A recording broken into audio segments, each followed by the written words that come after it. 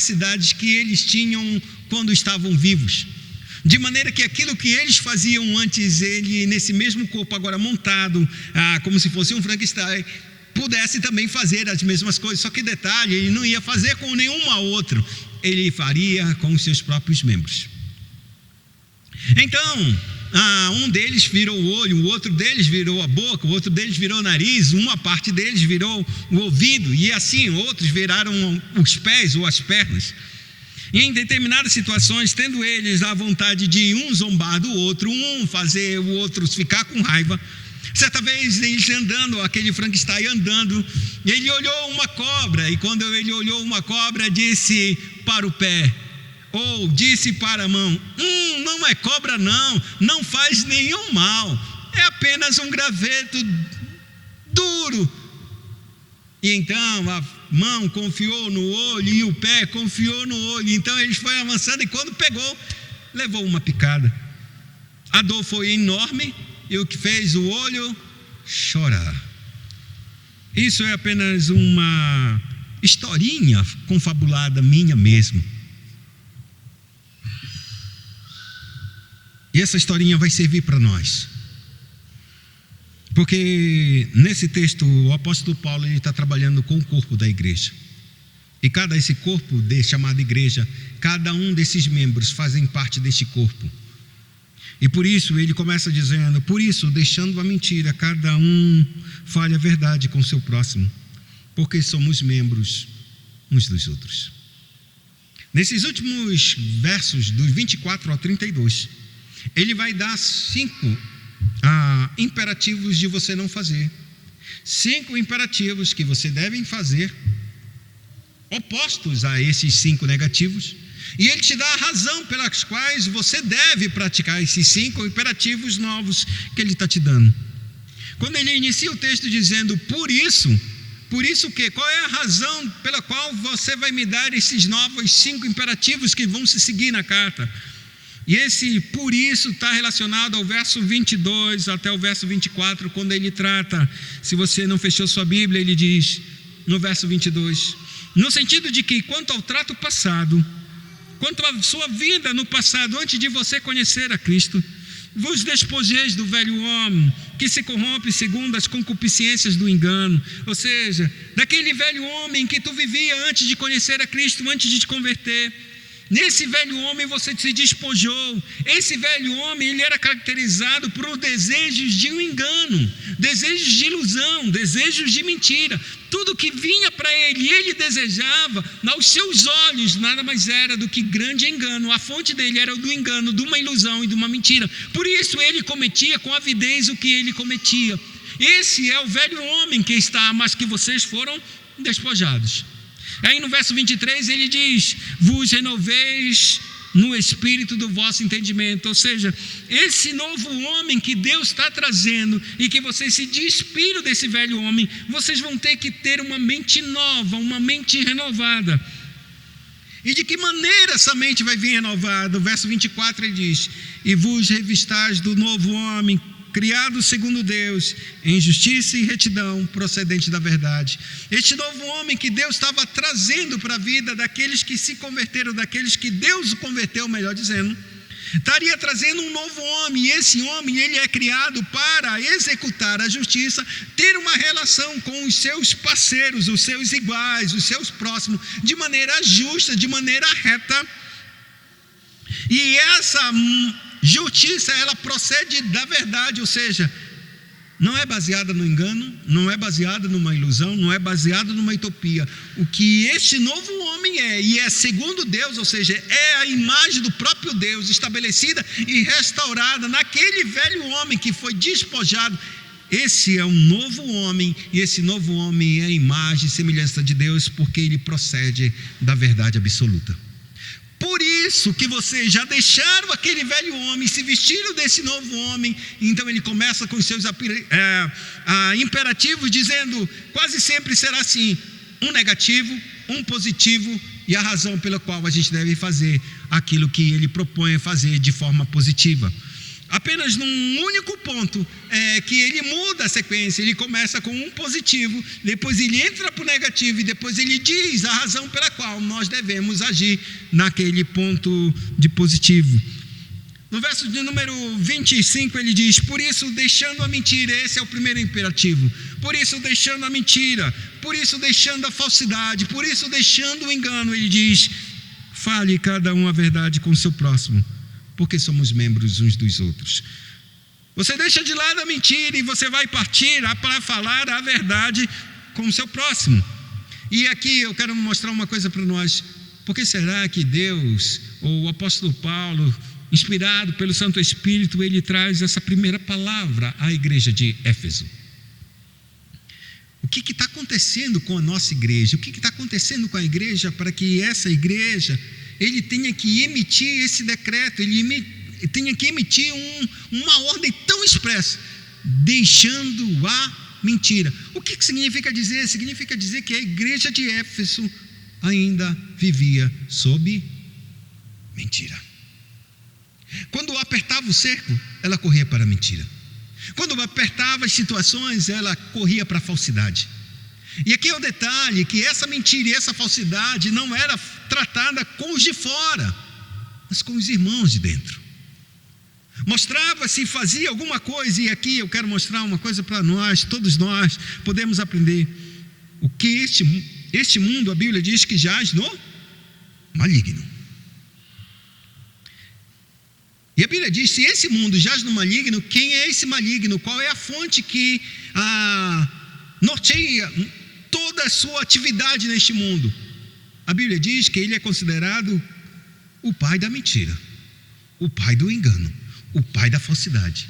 Se esse mundo jaz no maligno, então esse mundo está caído sob uma mentira, sob a ilusão, sob o engano. De maneira que quando a gente caminha neste mundo, é muito natural, é como respirar, a gente viver a prática da mentira, a prática do engano, a prática da falsidade. Esconder de fato e de verdade a verdade que há em nós, seja ela qual for. E aqui o apóstolo Paulo está dizendo, deixando a mentira, e ele está dizendo isso para uma igreja verdadeiramente que está lutando, ou que está ainda praticando a mentira, sabendo que essa prática, irmãos, é do velho homem, porque era o velho homem que decidia a se desprender e a partir para fazer os seus próprios apetites, baseados em quê? Na ilusão. E o que é ilusão? Não é uma mentira? É faltar com a realidade viva, nua e concreta. O que o apóstolo Paulo está dizendo é que este mundo, ele jaz no maligno, ele jaz baseado em grandes ilusões. Muitas vezes um homem, uma mulher, uma criança, um jovem, ele imagina que aquilo vai dar certo porque ele tem uma percepção errada da realidade. E quando ele tem essa percepção, ele acredita piamente que aquilo é a verdade, mas não deixa de ser um engano. Quantos entraram para o mundo das drogas dizendo assim: mas eu só vou experimentar porque todo mundo está dizendo que é bom, isso aqui é mais, será que é bom mesmo? Vou experimentar. O engano já estava aí. Se fosse tão bom, como disse uma propaganda, se era tão bom, por que meus pais não são os últimos a saberem que eu estou experimentando? Se é tão bom. Porque eu nunca vi nenhum filho, desde o início, a primeira coisa que ele faz um desenho, ele quer mostrar para o seu pai, para a sua mãe, diz: ó, não está bom? Está tudo uma barreira só, mas não está bom? Assim, meu filho, que maravilha de desenho, é um Picasso da vida. Mas quando ele cresce, ele imagina o mundo conforme a sua mentalidade, conforme os seus óculos, e ele começa a ouvir e ver outras coisas, e aquelas mentiras são tão faladas, que ele acha que aquilo é a verdade. E no fundo do seu coração ele sabe que é mentira, e por isso o pai nunca vai aceitar, a mãe nunca vai aceitar aquelas palavras de mentira, porque sabe que é mentira.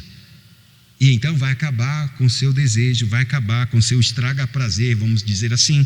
E então ele não conta, porque ele acredita que aquilo que ele está vendo, os outros não estão vendo da forma como ele está vendo. Mas o engano seduziu ele, e ele vive numa mentira. O que o texto está dizendo é: deixando a mentira, porque é este mundo. Esse mundo vive de ilusão. Esse mundo vive de coisas enganosas, de erros. E a igreja saiu deste mundo, ou seja, ela está dentro de si um tesouro, se a gente pode assim dizer, cheio de mentiras e de enganos.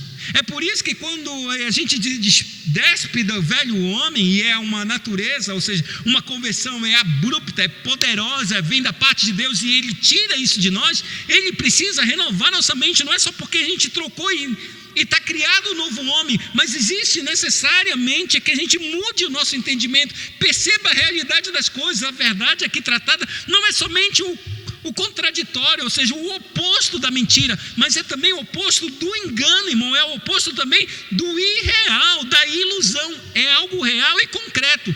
Muitos de nós nesse mundo, irmãos, muitos de nós já ouviram de outras pessoas dizendo: o inferno não existe. Se Deus existe, Ele só deu para nós essa vida e acabou, essa vida acabou. Aqui é o céu e o inferno junto. Quantos de nós já não ouviram isso? O céu e o inferno está aqui, o que tu fizer tu vai pagar aqui, e o que tu pagou, acabou, porque da outra vida que vem depois que tu morrer não tem mais nada. Isso é engano, isso é mentira, e as pessoas vão acreditando nisso, porque é bem melhor acreditar assim. Por isso ele diz, deixando a mentira, e agora ele vira e diz: fale cada um a verdade com o seu próximo. Não pode ser engano, não pode ser falsidade, não pode ser isso, tem que ser a verdade. Eu vou dizer uma coisa, irmãos, não tem coisa mais sacrificial do que um homem falar a verdade. Não tem coisa mais sacrificial na nossa vida do que a gente falar a verdade. E esse texto tem falado muito ao meu coração, mas muito mesmo ao coração, porque é necessário que eu fale a verdade, e que eu fale a verdade em todos os pontos, não posso omitir nada, porque Deus ele está dizendo: fale cada um a verdade com o seu próximo. Mas por que eu tenho que falar a verdade com o meu próximo, com o meu irmão da igreja, em especial o meu irmão da fé? Por que eu tenho que fazer? Porque vocês são membros uns dos outros. E daí, se eu sou membro um do outro, que eu sou do corpo de Cristo, por que isso é tão importante? Quando a Escritura diz membros, esses membros aqui, você pode ter certeza que esses membros que o texto está dizendo no texto grego, não é membro de uma instituição ou de uma organização, mas é membro de um organismo. Ele poderia usar a palavra, uma outra palavra grega para dizer como membro de uma instituição, tipo membros do exército, membros do bombeiro, membro daquela instituição, membros do seja lá o que for, qualquer tipo, membros da sociedade e tal, membros da SAF, não são membros da SAF? Sócia também pode se dizer, né? Mas são membros, alunos, membros do corpo da escola tal. Isso é uma relação de instituição, não é uma relação de organismo vivo. O que o apóstolo Paulo estava dizendo aqui, que nós somos membros uns dos outros, nós estamos interligados de maneira orgânica, irmãos, de maneira visceral, de maneira viva. Por isso, o meu olho não pode olhar para uma coisa ruim e dizer que a cobra não é cobra, só porque eu quero ver que a minha mão pegue na cobra e ela seja picada. Não, mão, não é uma cobra não, é só um graveto, pode pegar e usar na nossa lenha lá que a gente vai fazer. E então a mão, porque confia, irmãos, piamente no olhar clínico e na verdadeira análise desse olho que olhou, disse, ele está dizendo que é uma cobra, eu não vejo, então não é cobra. Então ela pega e leva a picada. Quando ela leva a picada, ela percebe no seu interior que não é somente aquela mão que levou a picada, todo o seu corpo está padecendo e sofrendo. É isso que o apóstolo Paulo está dizendo. Já pensou se é o meu nariz, quantas vezes a minha esposa chega com a comida e diz, será que essa comida está prestando? Me dá aqui, deixa eu cheirar. Eu estou cheirando, não está. Me dá aqui que eu cheiro. Só eu cheirar, eu sei. Rapaz, está com cheiro de azedo, mas não está com cara de azedo, não. Me dá uma colher, deixa eu provar. Pá, provei e disse, não está azedado. Está só com aquele cheiro de azedo, mas ainda está no processo, está no início. Aí ela confia e a gente dá. Mas também tem outras vezes que eu disse, rapaz, só serve para mim e para ti. Para as crianças já não serve mais. Mas já pensou que eu estou olhando A boca está, o cheiro e a boca está sentindo, rapaz, esse cheiro está bom, está azedo, já tem a percepção muito clara que já passou, está estragado. O cheiro, eu não preciso provar, a prova vai ser bem lenta e bem leve para só tocar. E quando eu toco, eu já disse, está totalmente estragado, aí a gente já cospe fora. Mas já pensou se o olfato cheirasse e dissesse, não, está maravilhoso, não tem veneno nenhum. E a boca dissesse, muito gostoso, é docinho, o estômago é docinho. Bicho extremamente amargo, quão mal faria para o estômago dela. E é isso que o apóstolo está dizendo, nós somos membros uns dos outros, porque nós iremos tratar com mentira um com o outro, sabendo que o dano não vai ser somente naquele irmão, mas será contra nós mesmos, porque nós queremos ser edificados. Nós queremos construir uma igreja que honra e louve o Senhor, que adore Deus e expresse como um corpo quem esse Deus é, porque é somente não o indivíduo, irmãos. Vocês já pararam para pensar que tem muitos pastores muito excelentes, homens fiéis, caminham, irmãos na igreja fiéis, mas basta um irmão, fazer tudo errado na igreja, uma confusão. E o que é que vão dizer? Tu é daquela igreja ali? É assim ou não é? Porque Deus quer que a gente manifeste essa igreja, irmão, o corpo, não é um indivíduo, irmãos. Mas a minha vida, que a gente pode dizer de fidelidade a Deus, é para contribuir para que essa igreja se torne fiel.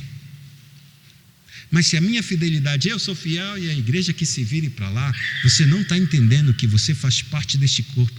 E quando esse corpo cair no descrédito, a fama desse corpo cairá também sobre você. E se você pensa, é como se você fosse exatamente uma família. Já pensou se alguém falasse mal do teu filho? Está falando mal de quem? Do pai e da mãe. Se teu filho vai fazer alguma coisa de errado e envergonha a família, envergonha quem? A família. Não é ele somente, é a família. O que Deus está dizendo é que essa igreja ela deveria expressar quem Deus é. Mas se a gente trata uns com os outros com mentira, o que vai sobrar para nós? Vai saber o quê? Total divisão.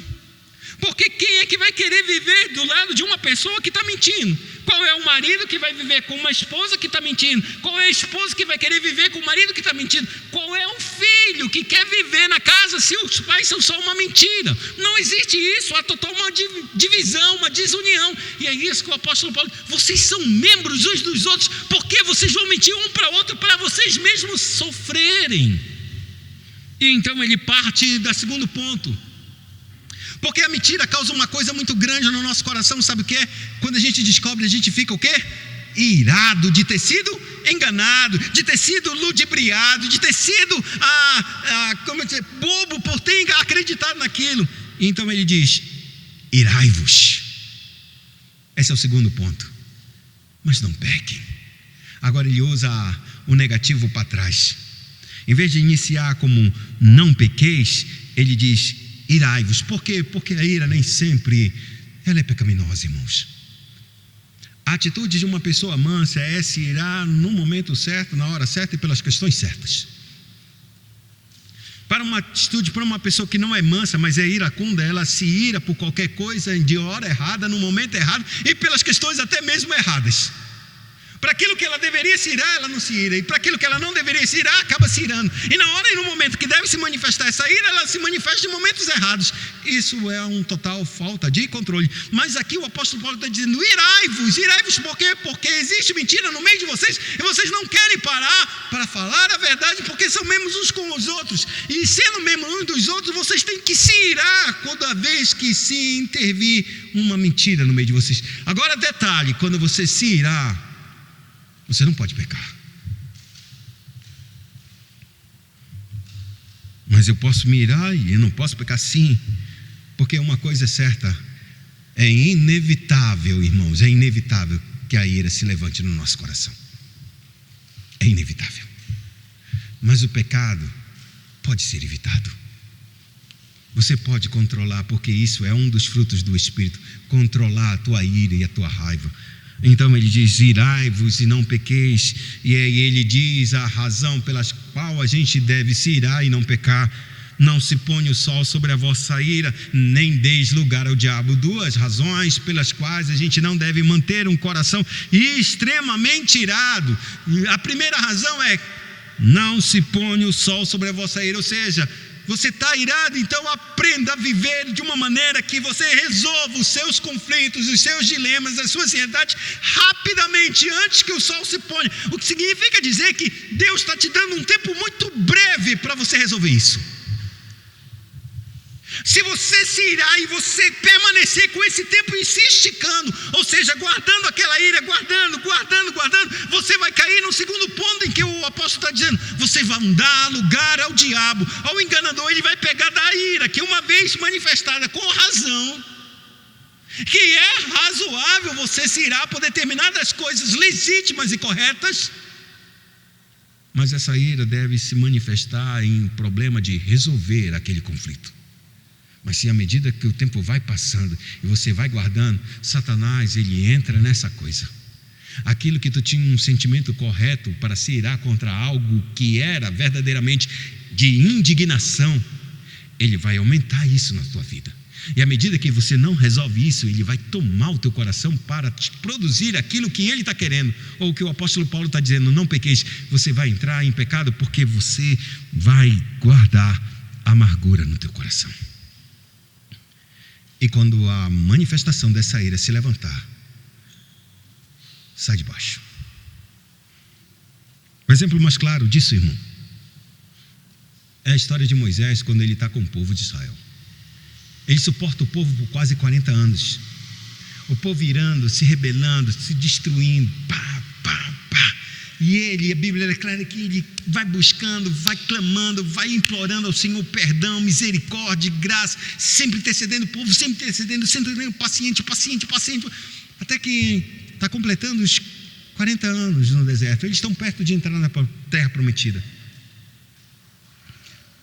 A irmã de Moisés morre, Miriam. Quando ela morre, o coração de Moisés está esfacelado. Ele amava demais a sua irmã. Lembremos que Miriam, ela é uma das que cuida de Moisés.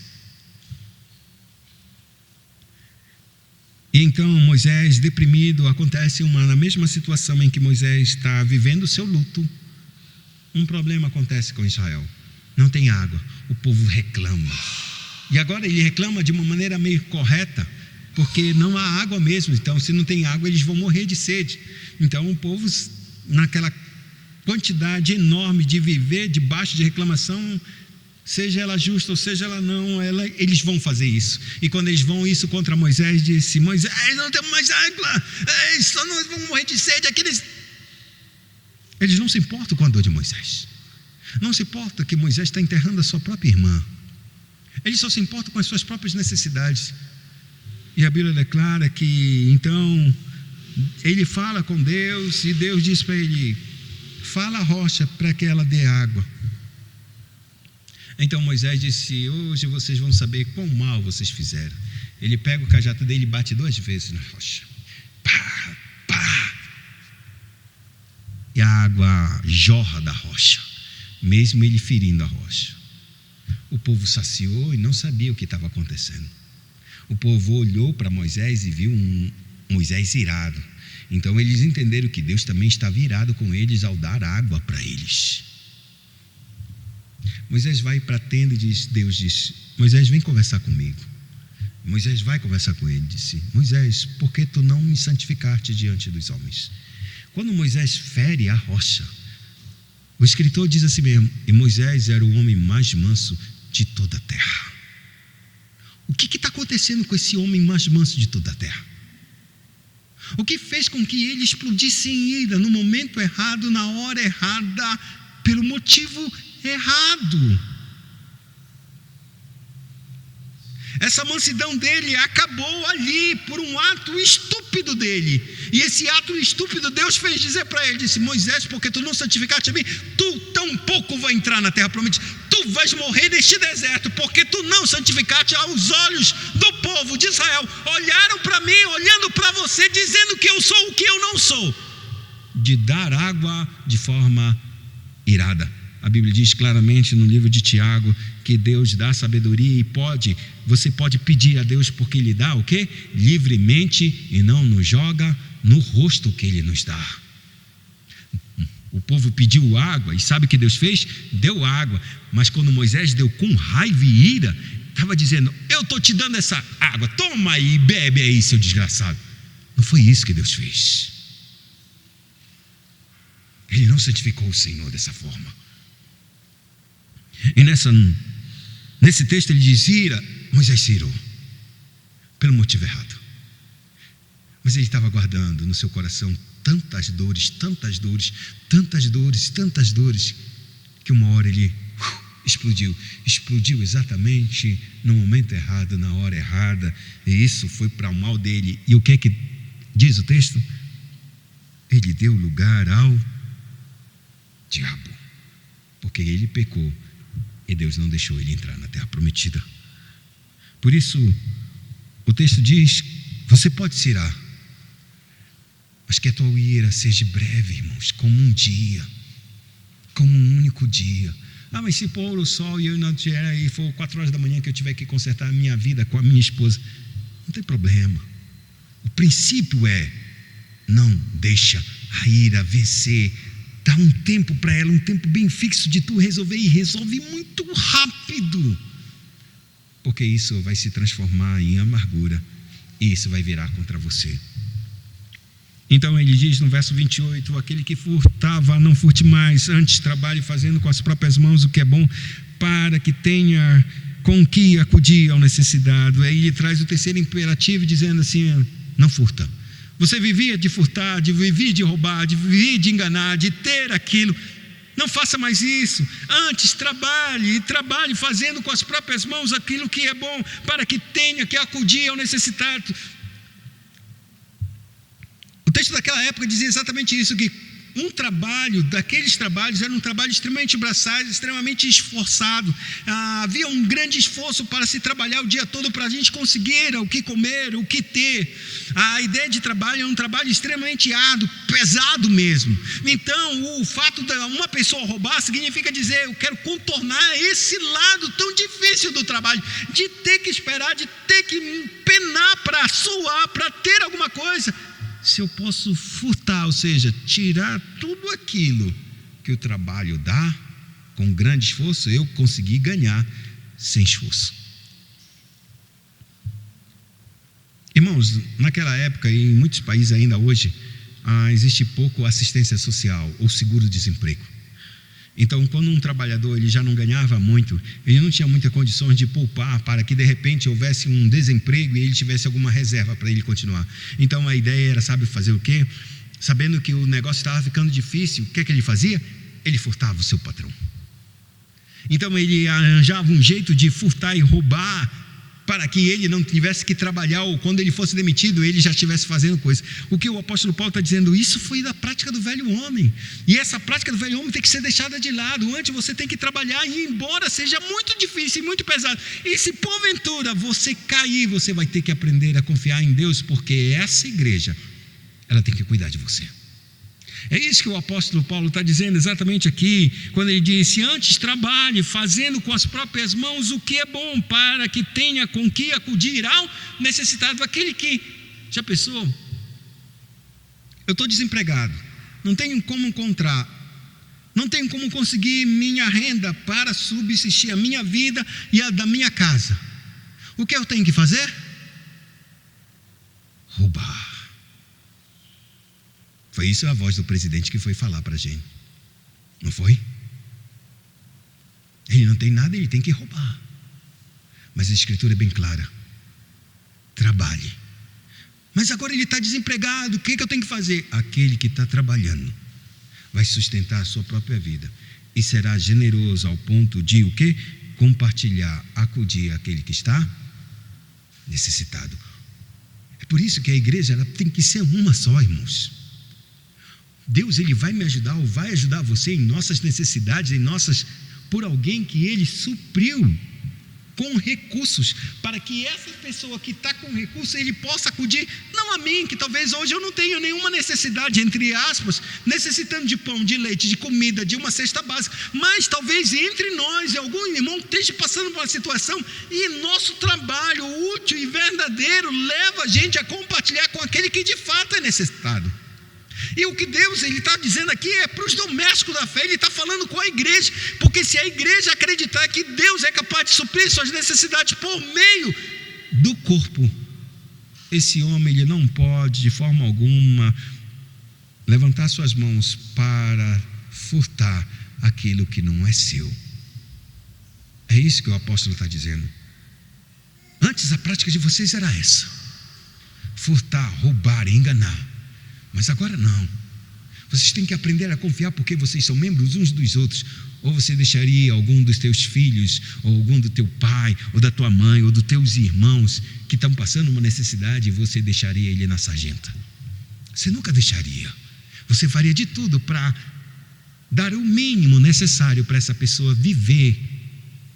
Não ia sustentar um vagabundo. Isso é totalmente diferente, irmão.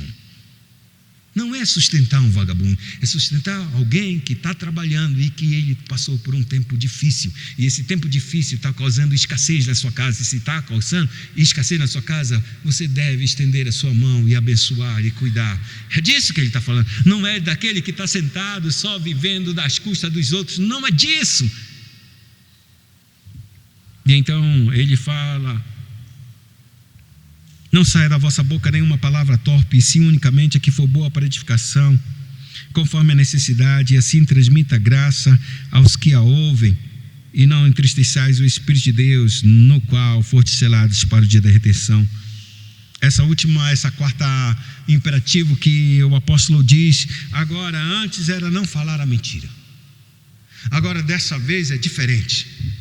Não é somente você falar a verdade, mas você tem que aprender a falar aquilo que realmente Deus deseja. Esse conteúdo não pode ser nenhuma palavra que seja inútil, que seja torpe, que seja de alguma maneira viciosa, que não leve a uma palavra que traga boa coisa. Aqui nesse ponto ele faz como se fosse um paralelo. Se no verso 28 a gente trabalha para acudir, ou seja, para que o que falta de maneira concreta, dessa maneira, no verso 29, ele está falando que a gente deveria dar uma boa palavra de edificação para aqueles que estão com falta, para aqueles que precisam de graça, não estão necessitando de uma palavra de conforto, de uma palavra de incentivo, de uma palavra de exortação, ainda que seja. Ele está falando de necessidades espirituais. Quando a gente trabalha com isso, essa boa palavra, temperada com sal, como muitas vezes o apóstolo Paulo vai dizer, essa palavra temperada com sal, é essa palavra que vai chegar ao coração de alguém que está necessitando dessa palavra.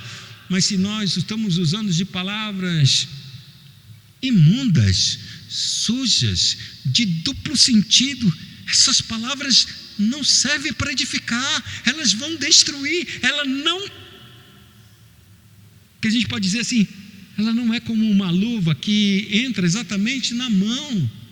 São palavras desprezíveis que não vai gerar edificação. E o que o apóstolo Paulo está dizendo assim mesmo, não pode, você já é um novo homem, então as palavras que saem da tua boca não podem somente não ser mentira, elas têm que ser verdade, mas elas têm que ser também úteis, porque existem corações que estão necessitando de uma boa palavra, e talvez Deus tenha colocado em você essa boa palavra para transmitir, porque talvez eu nunca chegarei nas pessoas que você conhece, mas você que conhece essas pessoas, ou conhece a igreja, e conhece os irmãos, tem relações com os irmãos, Deus tem colocado palavras abençoadoras para sair dos teus lábios, para trazer edificação àquele que está carente e necessitado. Por isso ele diz, não saia, porque se sair, por que eu tenho que falar palavras boas de edificação? Ele dá razão, e a razão é porque tem gente precisando dessas palavras, e essas pessoas são teus irmãos em Cristo. E a segunda razão pela qual tu deves dizer essa palavra boa é porque, para que você não entristeça o Espírito que está na tua vida, o Espírito de Deus, o Santo Espírito de Deus. esse mesmo Espírito que te selou para aquele dia da redenção, o dia da salvação, esse Espírito que está na tua vida, quando ele ouve palavras que são negativas, ruins, inúteis, fúteis, esse mesmo Espírito se entristece, porque esse Espírito é o bom Espírito que deve nos dar graça para falar aquilo que edifica a sua igreja. E então ele termina nos versos de número 31 e 32, dizendo a quinta e última negativa e positiva, e ele diz: longe de vós toda amargura, toda cólera, toda ira e gritaria e blasfêmias, bem assim toda malícia. Ele abre um conjunto de palavras aqui: amargura, cólera, ira, gritaria e blasfêmia. Amargura é exatamente o estado da tua alma. Ira e cólera são exatamente as causas pelas quais essa amargura ficou. Você se irou e o que aconteceu com o teu coração? Se amargurou porque você não resolveu. E quando um coração está amargurado, cheio de ira, cheio de cólera, ele vai manifestar. E o que ele vai se manifestar? Em gritarias e blasfêmias. Bem assim como toda malícia. Nesse contexto aqui, a cólera e a ira não são cólera e ira justas, são cólera e ira negativas. Você está se irando por aquilo que Deus não se ira. Por isso é maligna. É uma questão de 5 atitudes ou 5 sentimentos e causas que vão verdadeiramente desembocar em algo que o espírito vai se entristecer e que o corpo vai padecer quando ver um membro assim.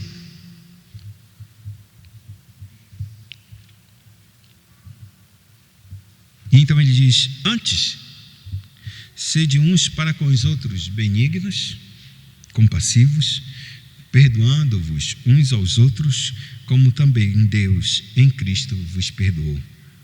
Ele diz para a gente rejeitar isso, lançar fora isso, longe de vós. É como se fosse uma enxurrada, realmente uma inundação, varresse a nossa vida e tirasse tudo isso. E ele diz: antes, sede uns para com os outros benignos, compassivos. A ideia de benignidade está a ideia de gentileza.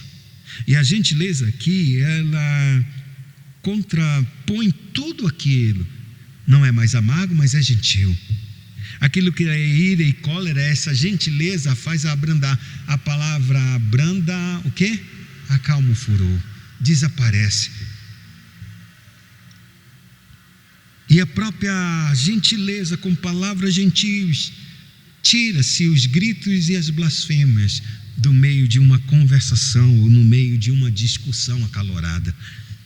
Por isso ele diz: sejam benignos, sejam gentis, sejam compassivos. Compassivos tem a ideia de compaixão, entender a dor e o sofrimento e agir verdadeiramente com esse estado de compaixão, de usar verdadeiramente algo para tirar aquela vida de uma dor ou de um sofrimento. Por isso ele termina a razão pela qual nós devemos ser benignos e compassivos, uns com os outros, com os membros deste corpo, perdoando uns aos outros, como também Deus em Cristo vos perdoou. O resultado final dessas 5 imperativos, tanto positivos quanto negativos, e suas razões, ele sempre vai cair na pessoa de Cristo Jesus. Cristo fez isso, perdoando, e a ideia é exatamente essa: aquele que mente, agora fala a verdade. Eu te perdoo, fale a verdade. Antes eu estou irado, eu te perdoo. Antes tu roubava, eu te perdoo. Pratica o que é reto, pratica o que é justo, pratica o que é verdadeiro, porque quando Cristo perdoa, o próximo passo é uma ação correta do arrependimento. Foi isso que ele falou com a mulher: cadê teus acusadores? Ninguém te condenou? Aí a mulher levanta, olha assim, vê que todo mundo sumiu, só está Cristo e os seus discípulos. Disse: ninguém me condenou, Senhor. Eu tampouco te condeno, ou seja, eu te perdoo. Vai em paz e não peques mais. Ela se levanta para ser uma seguidora de Cristo. É isso que Deus lhe faz. Ele nos perdoa, Deus nos perdoou em Cristo. Ele tinha muitas razões para não nos perdoar, mas em Cristo Ele nos perdoou. Ele não levou em consideração nenhum dos pecados que nós cometemos. Nenhum, irmão. Nenhuma das faltas, nenhum dos pensamentos, nenhum dos sentimentos, nenhum do tipo de atitude que viemos contra Ele em termos de pecados furiosos. Mas em Cristo Ele nos perdoou, e esse Cristo no alto da cruz disse: Pai, perdoa, porque eles não sabem o que fazem. Sabe o que eles não fazem?